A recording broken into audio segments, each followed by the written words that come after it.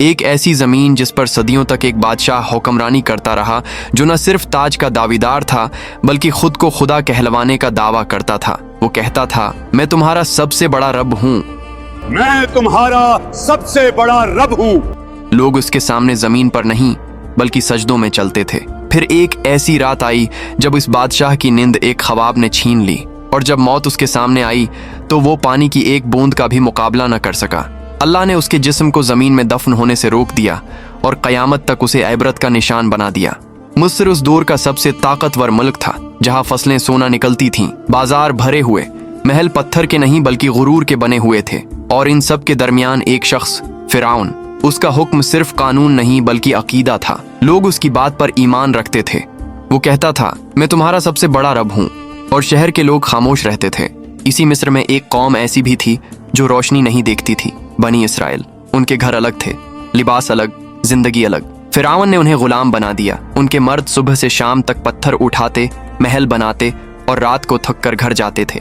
उनकी औरतें सिर्फ जिंदा रखी जाती थीं ताकि गुलामी का सिलसिला चलता रहे। फिरौन ने जानबूझकर इस कौम को कमजोर रखा, क्योंकि जो कौम कमजोर हो वो कभी तख्त को नहीं हिला सकती। समझदार के लिए इशारा ही काफी होता है। तफसीर इब्न कथीर के मुताबिक एक रात फिरौन ने ख्वाब देखा। बीतुल मुक़द्दस की तरफ से एक आग निकली जो मिस्र के घरों को जला रही थी, मगर बनी इसराइल के घर महफूज थे। फिरौन घबरा कर उठ बैठा। ये पहली बार था जब उसने खुद को कमजोर महसूस किया। इसी रात नजूमियों और इल्म गैब के दावेदारों को दरबार में बुलाया गया। ख्वाब सुनाया गया और फिर वो जुमला बोला गया जो तारीख बदल देता है। बनी इसराइल में एक लड़का पैदा होगा जो तेरी सल्तनत के जवाल का सबब बनेगा। यहीं से फिरौन का गुरूर जुनून में बदलने लगा। जब दिल में ज़िद आ जाए तो अक्ल चली जाती है, और जब अक्ल चली जाए तो जुल्म जन्म लेता है। फिरौन ने सोचा, खतरा पैदा होने से पहले ही खत्म कर दें। और फिर वो हुक्म लिखा गया जो कानून नहीं, कत्ल आम का हुक्म नामा था। फिरौन ने कहा, बनी इसराइल के हर नए पैदा होने वाले लड़के को मार डालो। शहर शहर तलवारें चलें, माओ की गोदें उजड़ गईं, हजारों मासूम जाने गईं। इसी जुल्म के दौर में मूसा अलैहिस्सलाम पैदा हुए। उनकी वालदा हर पल खौफ में रहती थीं। तब अल्लाह ने फरमाया, उसे दूध पिलाओ और जब खतरा महसूस हो तो उसे दरिया में डाल दो और डरना नहीं, हम उसे तुम्हें वापस लौटाएंगे। तफसीर के मुताबिक इस माँ ने खामोशी से मूसा अलैहिस्सलाम के लिए एक संदूक तैयार किया और उसे दरिया में रख दिया। मूसा अलैहिस्सलाम की वालदा ने अपनी बेटी से कहा, ना दूर से देखती रहना मगर पास मत जाना। वो बहन छोप कर चलती रही। आखिर वो संदूक फिरौन के महल के किनारे पहुंच गया। फिरौन की बीवी हजरत आसिया ने संदूक देखा तो उसे खलवाया। जैसे ही उनकी नजर उस बच्चे पर पड़ी, अल्लाह ने उनके दिल में रहमत डाल दी। वो फौरन बोले, उसे कत्ल न करो, शायद ये हमारे लिए फायदा मंद हो या हम उसे बेटा बना लें। फिरौन ने बच्चे को देखा, वही कौम का बच्चा जिसकी नस्ल को वो मिटा रहा था, मगर गुरूर बोल उठा, ये बच्चा क्या बिगाड़ लेगा।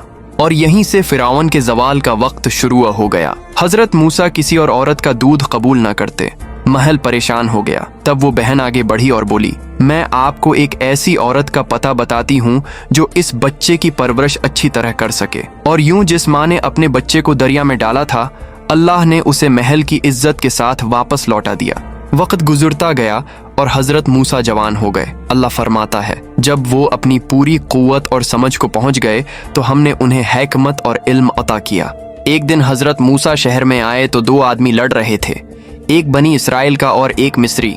बनी इसराइल वाले ने चीख कर कहा, मेरी मदद करो। ये आवाज मूसा अलैहिस्सलाम के दिल में लगी। मूसा आगे बढ़े, एक मक्का मारा, मिस्री जमीन पर गहरा और फिर ना उठा। हजरत मूसा समझ गए कि ये कत्ल हो गया। अल्लाह से मुआफी मांगी।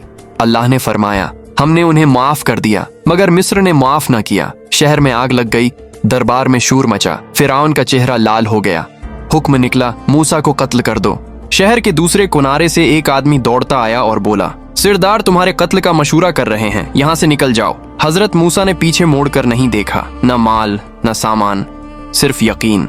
अल्लाह फरमाता है, वो डर और उम्मीद के दरमियान शहर से निकल गए। रेगिस्तान, गर्मी, भूख, प्यास और हजरत मूसा की सिर्फ एक दुआ, आए मेरे रब, मुझे जालिमों से बचा ले और अपनी हिफाजत के साए में ले ले। आखिर वो मदीन पहुंचे। शहर के बाहर एक कनावा जहां मर्द जानवरों को पानी पिला रहे थे और दो लड़कियां खामोश खड़ी थीं। हजरत मूसा ने पूछा, तुम दोनों कनावे से पानी क्यों नहीं ले रही? उन्होंने कहा, हम इंतजार करती हैं जब तक मर्द चले न जाएं। हमारे वालिद बहुत बूढ़े हैं। हजरत मूसा आगे बढ़े, अकेले जानवरों को पानी पिलाया और चले गए। और फिर एक जगह बैठकर बोले, अय मेरे रब, जो भी भलाई तो मुझ पर अवतारे, मैं उसका मोहताज हूँ। थोड़ी देर बाद एक लड़की आई और बोली, मेरे वालिद आपको बुला रहे हैं ताकि आपका शुक्रिया अदा करें। बुजुर्ग हजरत शैब अलैहिस्सलाम थे। हजरत मूसा ने पूरा वाकया सुनाया। हजरत शैब ने कहा, अब तुम जालिमों से महफूज हो। हजरत शैब की बेटी ने कहा, ना आबा, उन्हें काम पर रख लें, ये ताकतवर भी हैं और अमानतदार भी। हजरत शैब ने कहा, इनमें अपनी बेटी का निकाह तुमसे करना चाहता हूँ, शर्त ये कि 8 साल हमारी खिदमत करो, और अगर 10 साल पूरे करो तो तुम्हारी मर्जी। मूसा अलैहिस्सलाम ने कबूल किया। ये 10 साल कोई आम साल न थे। तन्हाई, सब्र, रहमत। मिस्र का शहजादा अब चरवाहा था और अल्लाह यहीं से नबी बनाता है। जब मुद्दत पूरी हुई तो हजरत मूसा अपनी बीवी के साथ मिस्र की तरफ रवाना हुए। रात का वक्त, सर्दी, सहरा, और मूसा ने दौर पहाड़ पर एक रोशनी देखी। बीवी से कहा, तुम यहीं रोको, मैं आग लाता हूँ या रास्ता पूछ कर आता हूँ। मगर वो आग न थी। जब करीब गए तो आवाज आई, ऐ मूसा, मैं ही तेरा रब हूँ, अपने जूते उतार दो, तो मुकद्दस वादी में है, मैंने तुझे चुना है। फिरौन के पास जा, वो सरकश हो चुका है, तेरी लाठी एक निशानी है, हमने उसमें खास ताकत रखी है। हजरत मूसा ने कहा, आए रब, मेरी जबान में खराबी है, मेरे भाई हारून अलैहिस्सलाम को मेरा मददगार बना दे। अल्लाह ने फरमाया, तेरी दुआ कबूल की गई। फिर हजरत मूसा अपने भाई हारून अलैहिस्सलाम के साथ फिरौन के महल में गए। फिरौन गुरूर भरी मुस्कुराहट के साथ बोला, तुम्हारा रब कौन है? हजरत मूसा ने जवाब दिया, मेरा रब वही है जो जिंदगी और मौत देता है।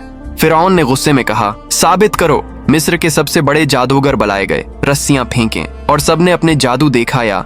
मगर हजरत मूसा ने जब लाठी उठाई, जमीन पर रखी वो हकीकी अजदहा बन गई। जादूगर बोले, ये जादू नहीं, अल्लाह की कुदरत है, और सब सजदे में गए। फिरौन का गुरूर उससे भी ज्यादा हो गया। वो चीखा, ये सब झूठ है, मेरा रब सिर्फ मैं हूँ। कुरान कहता है वो जुल्म में रहा और फिर अल्लाह के अजाब का इंतजार किया।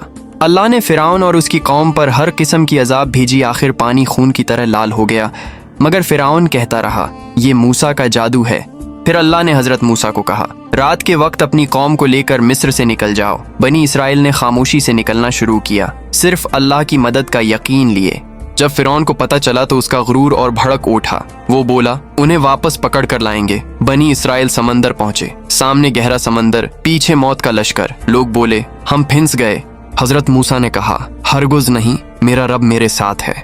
अल्लाह ने हुक्म दिया, अपनी लाठी समंदर पर मारो। मूसा ने मारी, पानी 2 हिस्सों में बट गया। दरमियान में खुशिक रास्ता निकल आया। लोग चल पड़े। फिरौन और उसकी फौज ने रास्ता देखा और पीछे लग गए। जब आखिरी शख्स निकल गया तो अल्लाह ने हुक्म दिया, पानी बंद करो। लहरें गिरती चली गईं। फिरौन और उसकी फौज डूब गई। आखिरी लम्हे में फिरौन की आंख खुली। वो बोला, मैं ईमान लाया उस रब पर जिसे बनी इसराइल ने माना, मगर अब ईमान कबूल न हुआ। अल्लाह ने फरमाया, आज हम तेरा जिस्म बचाएंगे ताकि इबरत बने। हजरत आसिया, फिरौन की बीवी, ने ईमान लाया और सब्र किया। अल्लाह ने उनके लिए जन्नत तैयार की। ये वाकया बताता है कि दुनिया का सबसे बड़ा गुरूर भी एक इंसानी मौत का शिकार है। अगर आपको ये वाकया पसंद आया तो वीडियो को ज्यादा से ज्यादा लाइक करें और चैनल को सब्सक्राइब करें।